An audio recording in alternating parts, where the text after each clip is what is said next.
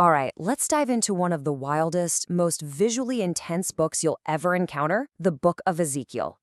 Now, this isn't a story that kicks off in some grand holy place. Nope. It starts in the dust and despair of an exile camp, with a vision that literally breaks the sky open.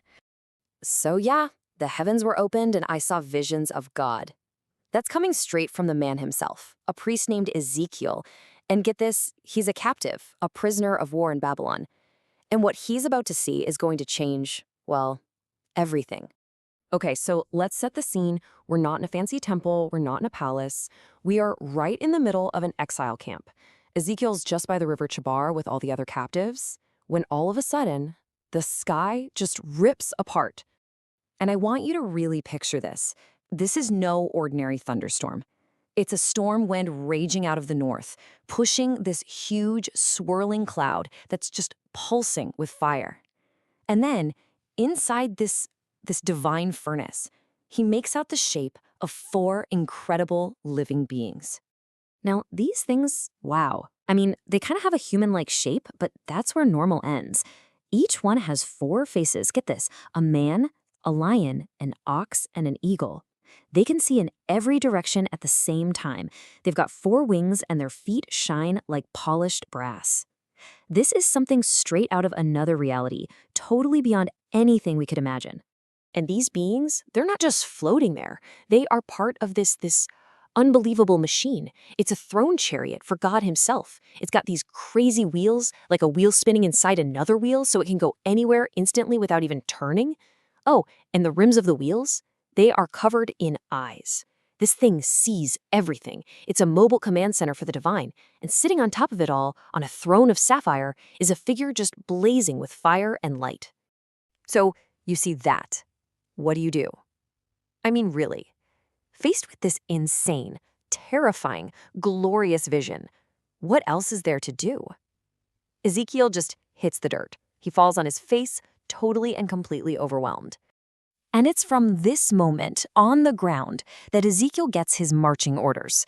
A voice comes from that fiery throne, and it gives him a mission. And let me tell you, it is not gonna be an easy one. So God's job for him isn't to be some hero or a king. It's something very specific. He's to be a watchman. Think of it like a guard on a castle wall.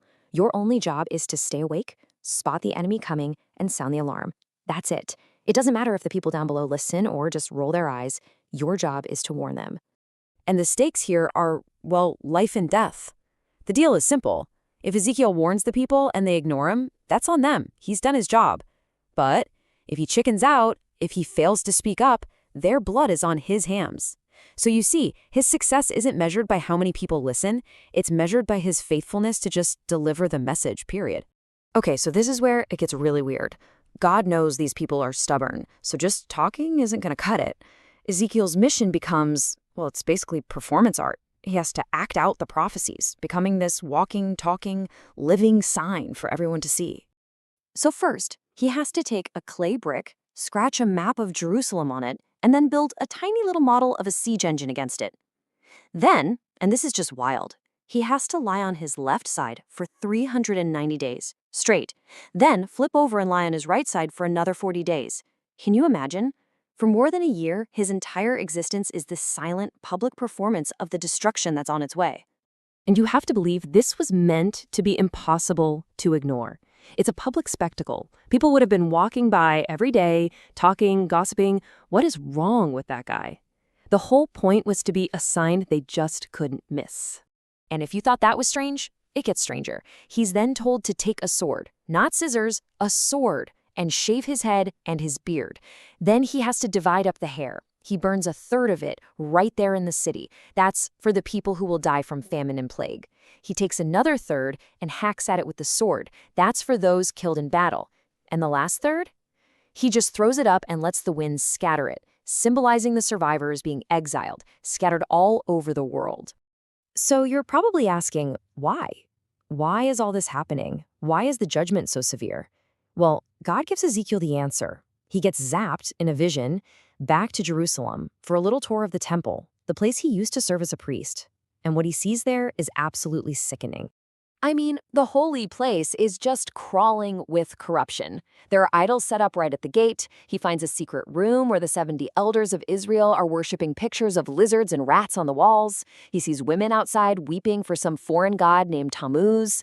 And the grand finale, 25 men in the main court with their backs literally turned to God's temple, bowing down and worshiping the sun. The rot has gone all the way to the core. And because the temple, God's own house on earth, has been made so unclean, so defiled, the most heartbreaking moment in their entire history is about to happen. Remember that incredible fiery throne chariot from the river? Well, it's here now, inside the temple. But it's not staying put. It starts to rise up, lifting off from its place in the most holy part of the sanctuary.